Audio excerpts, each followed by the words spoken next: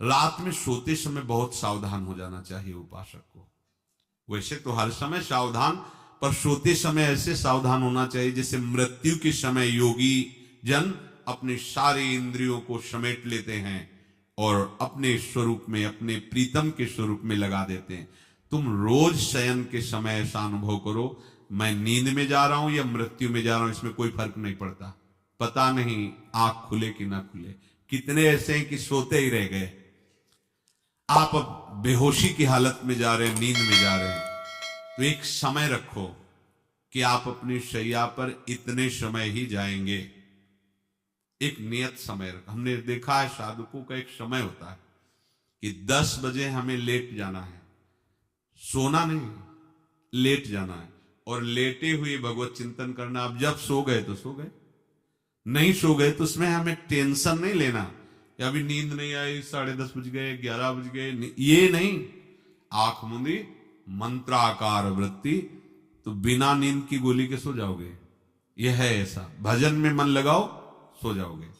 जिनको नींद ना आती हो उनके लिए सही दवा है, आप नींद का चिंतन न करके प्रभु का चिंतन करने लगो। देख लेना आप कब सो गए पता नहीं चले। और अगर सौभाग्य से नींद ना आई तो नींद में जो इंद्रियों को पुष्टता मिलती है वो होता है संसार का विस्मरण। नींद में खास बात क्या होती है कि संसार का चिंतन छूट जाता है, फिर वो मस्त हो जाता है। उसमें जो ऊर्जा शक्ति जागृत होती, संसार के चिंतन से ऊर्जा शक्ति नष्ट होती। तो 4 घंटे 5 घंटे संसार के चिंतन से रहित पड़ा रहा सुषुप्ति में, तो उसे ऊर्जा शक्ति फिर आ गई। और अगर 4-5 घंटे आप प्रभु के चिंतन में रहे तो संसार का चिंतन छूटा, आनंद सिंधु का चिंतन हुआ। तो ये नहीं होगा कि आज रात्रि सोया नहीं तो बहुत टेंशन है, परेशानी, ऐसा नहीं होगा। भीष्म जी आज्ञा करते हैं रात्रौ च कृष्णम। ये बहुत सावधानी की बात, प्रायः इस सावधानी में नहीं रहा जाता। बचपन से सदगुरुदेव भगवान ने यही शिक्षा दी थी, गुरु कृपा से ऐसे उपदेश मिले थे। सोते समय कोई वार्ता नहीं, कोई अन्य चिंतन नहीं, चुपचाप अपने मन को हटाकर केवल इष्टमय करो। कब नींद आ जाती है इसकी चिंता मत करो, इष्टाकार वृत्ति करके ही सोना चाहिए। तो आगे जो लिखा है पुनरुत्थिताये, जब उठो तब ऐसी वृत्ति, तो कुछ दिन बाद स्वाभाविक हो जाएगी, स्वाभाविक हो। अपने तो इतना तक देखा है कि जैसे आधा पद में होश रहा और निद्रा आ गई, तो जब चेतना आई तो उसी पंक्ति से, जहां से होश गायब हुआ था, उसी पंक्ति से जागरण प्रारंभ हुआ। ऐसा ही जब ऑपरेशन के समय बेहोश किया गया था तो उनसे कहा था हमें बता देना कुछ मिनट पे, तो उनका हाँ लगाने वाले इंजेक्शन और कुछ ही सेकंड में इसका असर हो, बस।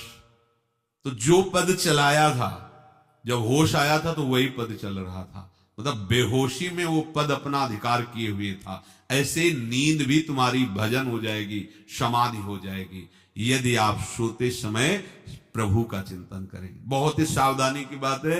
यदि इस जन्म में परम लाभ लेना चाहते हो तो इस श्लोक को अपना जीवन बनाओ। कृष्ण व्रताः, हमारा जीवन का एक ही व्रत है कि हम अपने प्रीतम का भजन नहीं छोड़ेंगे, अखंड भजन।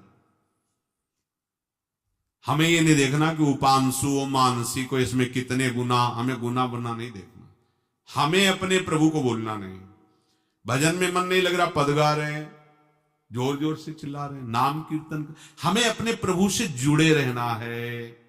कृष्ण व्रताः, कृष्ण मनुस्मरन्तो, हमारा निरंतर स्मरण चले, बस ये प्रयास रखना है।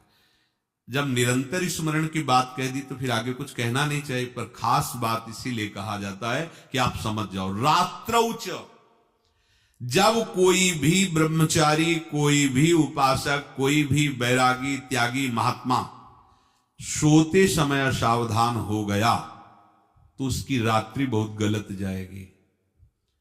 खास जब आप सैया पे शयन करते उस समय असावधानी हुई तो विकार छा जाएगा, ध्यान रखना।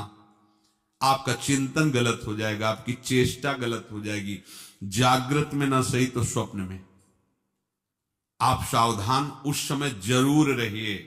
और उतना ही विश्राम कीजिए जितना आवश्यक हो। व्यर्थ में करवटें मत बदलिए, ये उपासक का स्वरूप नहीं होता।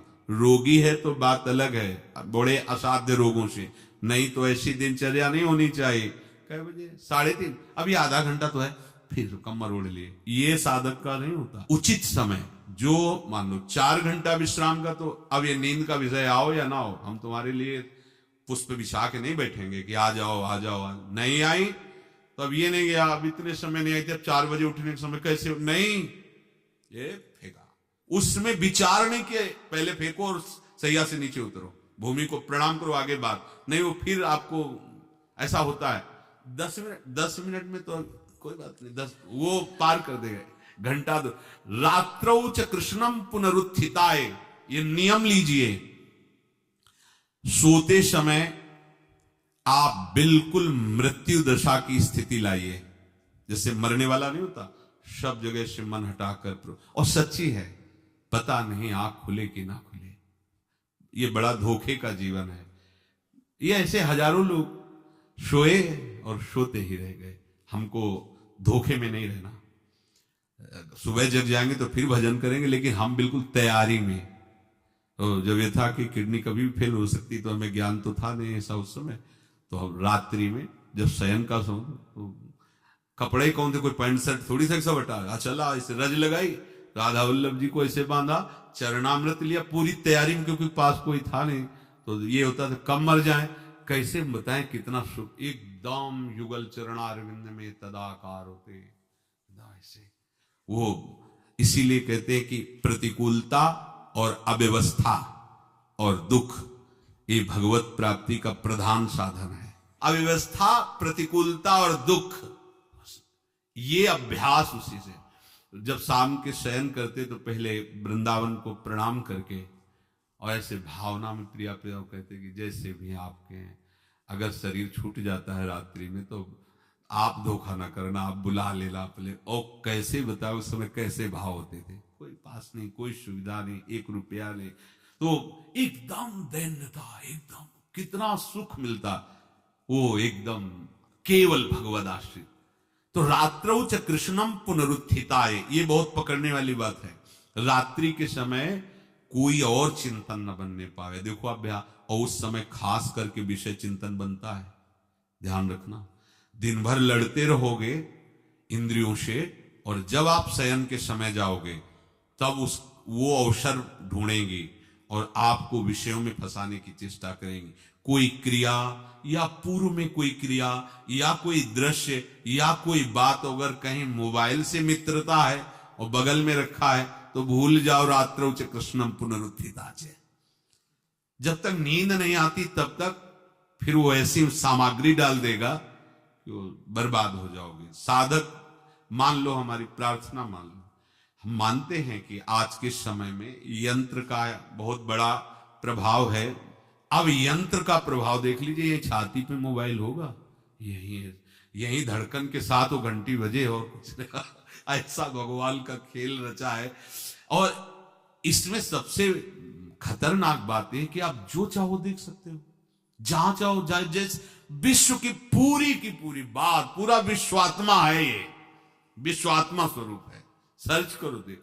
अब अगर साधक सावधान नहीं है तो समाज में तो ऐसे कट गया। एकांत में जब शयन के समय गया, उस समय मन आपको फंसाने की चेष्टा। प्रार्थना है, अगर आपके पास मोबाइल हो तो एक उसका समय रखो। अगर आपको ऐसा लगता है कि कोई परिस्थिति आ जाए, हम स्विच ऑफ किए हैं, तो एक और मोड कहते हैं, कोई फ्लाइट मोड दो, क्या मोड में लगा दो, सीधे मत रखो, मोड में लगा दूर रख दो। आप अपने चित्त को प्रभु में जोड़िए। रात्रि के समय मोबाइल का प्रयोग मत कीजिए। मान लीजिए रात्रौ च कृष्णम पुनरुत्थिताय, सुबह उठते ही आपको कुछ चिंतन नहीं करना। सबसे पहले उठते ही, यदि आपके अभ्यास में आ गया तो ऐसा ही होगा, नहीं तो आपको पहले सदगुरुदेव भगवान का प्रणाम नमस्कार और कुछ भक्तों का, और फिर नाम जप, भले 5 मिनट ही करो, अपने आराध्य देव का सुमिरन, फिर अपनी दिनचर्या करो।